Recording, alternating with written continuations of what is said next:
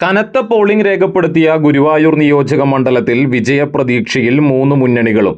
മണ്ഡലത്തിലുടനീളം ദൃശ്യമായ ശക്തമായ ത്രികോണ മത്സരം ഫലത്തെ എങ്ങനെ ബാധിക്കുമെന്ന ആകാംക്ഷയിലാണ് രാഷ്ട്രീയ കേന്ദ്രങ്ങൾ.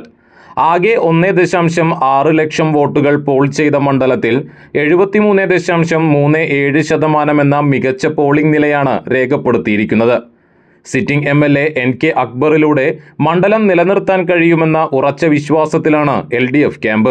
5000 മുതൽ 8000 വരെ വോട്ടുകളുടെ ഭൂരിപക്ഷമാണ് ഇടതുപക്ഷം കണക്കുകൂട്ടുന്നത്.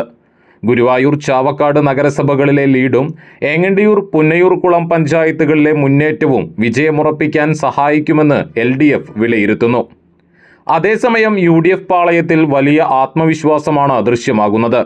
1/4 നൂറ്റാണ്ടിന് ശേഷം UDF സ്ഥാനാർത്ഥിയായി എത്തിയ CH റഷീദിനെ മണ്ഡലത്തിലുള്ള വ്യക്തിപരമായ സ്വാധീനം വോട്ടാക്കി മാറ്റാൻ കഴിയുമെന്നാണ് UDF വിലയിരുത്തൽ.